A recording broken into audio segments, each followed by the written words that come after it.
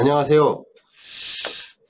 오늘이 2월 마지막 날입니다. 내일부터는 3월이고 이제 봄이 저희들 앞에 와 있는 것 같은 느낌입니다. 그리고 그동안 이제 정체되어 있던 것들도 2월 달부터 조금씩 풀어지는 것 같은 느낌을 받을 수가 있습니다. 그래서 3월 달에는 여러분들이 많은 계약이 이루어지는 그런 달이 됐으면 좋겠습니다. 이 시간에는 점포중개에 있어서 계약서 작성 전에 다시 한번 꼭 체크를 해야 될 사항들이 있습니다.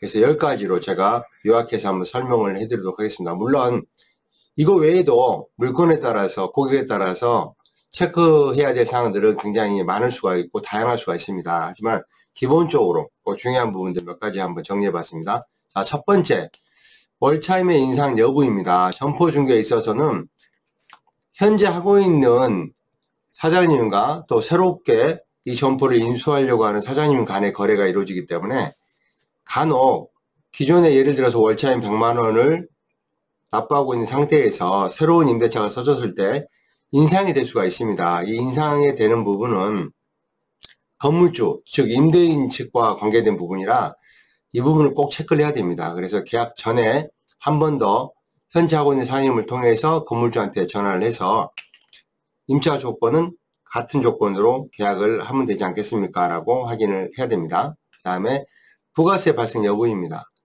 임대인이 일반 사업자, 임대사업자를 갖고 있을 때는 부가세 발행이 되지만 간이의 경우는 부가세가 발행이 안 되지 않겠습니까? 그래서 임대인의 부가세 발행 여부, 그 다음에 임차인이 일반으로 하느냐 간이로 하느냐에 따라서 또 이 부가세 부분이 문제가 될 수 있습니다. 그래서 사전에 월차임의 인상 여부와 부가세 발행 여부는 기본입니다. 꼭 체크를 하십시오. 두 번째, 관리비가 있습니다. 관리비가 얼마 안 되어서 작다고 생각하는데 임차인 입장에서는 관리비가 굉장히 중요한, 단돈 몇만 원이라도 고지를 받지 않았는데 계약 쓸 때 관리비가 나오게 되면 굉장히 기분이 안 좋을 수가 있습니다. 그래서 관리비의 내역, 그 다음에 관리비가 어떻게 쓰이는지 정도는 기본적으로 파악을 하면 좋겠습니다. 세 번째, 임차 기간이죠. 당연히 상가점포 중개에 있어서는 2년을 계약을 기본으로 한다고 생각할지 모르겠습니다만은 때에 따라서는 임차인이 1년만 원할 수도 있습니다. 아니면 임차인이 또 3년 동안이라든가 아니면 5년 동안이라든가 이렇게 임차 기간을 길게 원할 수도 있는 상황이기 때문에 임차 기간은 또 사전에 파악을 해야 됩니다. 네 번째, 계약금과 잔금일. 계약금을 얼마 정도 거실 것인가 라는 부분도 중요하고 잔금 날짜를 언제로 할 것인가 라는 것이죠. 그래서 이 명도하는 부분이기 때문에 이 부분을 굉장히 꼭 체크를 해야 됩니다. 다섯 번째로는 명의자, 너무도 중요하겠죠. 계약 당사자들의 명의자 확인하는 건 당연하겠지만은 현재 하고 있는 사장님이 운영자와 명의자가 다를 수 있다는 것이죠. 그래서 사업자의 명의자가 와서 계약을 하는지 아니면 대리인이 온다고 하면 어떤 위임할 수 있는 그런 조건을 가지고 오는지 이런 부분들 중요합니다. 그래서 명의자를 꼭 확인해야 되고 여섯 번째, 시설과 비품 현황 기본이겠죠. 특히 시설의 하자 여부 매우 중요합니다. 그래서 사전에 점포를 방문했을 때 시설 하자가 있는지 여부를 미리 사전에 체크를 해야 되고 또 비품도 고장이 나 있거나 그러면 나중에 계약 후에도 문제가 될 수 있습니다. 그래서 이런 부분들도 사전에 잘 파악을 하고 잔금 때 다시 한번 시설과 비품에 문제가 없는지를 파악을 해야 됩니다. 일곱 번째, 간판. 간혹 이거는 사소하게 여길 수 있습니다.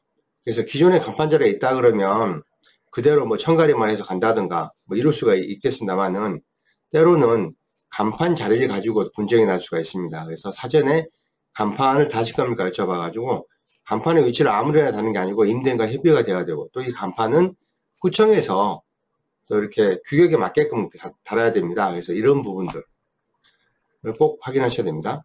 여덟 번째, 위반 건축물 현황입니다. 이건 매우 상가에서는 중요한 부분입니다. 나중에 불법 건축물로 인해서 이행강제금이라든가 철거명령이 떨어질 수 있기 때문에 이 위반 건축물이 있었을 경우 이거에 대한 책임 소재 여부를 명확하게 해두고 가야 되겠습니다. 아홉 번째, 소유권. 당연히 등기부등본이라든가 이런 거를 통해서 제가 확인하겠죠. 그 다음에 근저당 여부, 뭐 현재당 외에도 압류나 가압류나 이런 것이 들어와 있을 경우에는 사전에 파악을 해서 설명을 하고 계약을 할 수 있도록 이렇게 처리를 해야 되겠습니다. 여섯 번째, 기타. 상황에 따라서 여러 가지 특약이 있을 수 있습니다. 그래서 기존에 전 임대차 계약서에 혹시 다른 또 특별한 특약이 있었는지 이런 여부를 좀 파악을 해보면 좋겠습니다.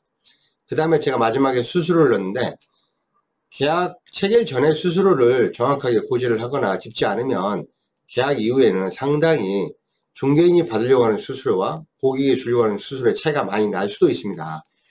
그래서 그런 차이가 많이 났을 때 나중에 계약을 해놓고도 서로 간에 감정적으로 안 좋을 수가 있습니다. 그래서 수수료는 항상 습관적으로 계약이 체결하기 전에 사실은 가격 조정할 때 수수료도 같이 언급해서 정리를 하는 게 가장 현명한 방법이라고 하겠습니다.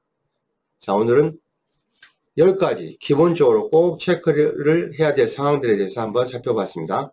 감사합니다.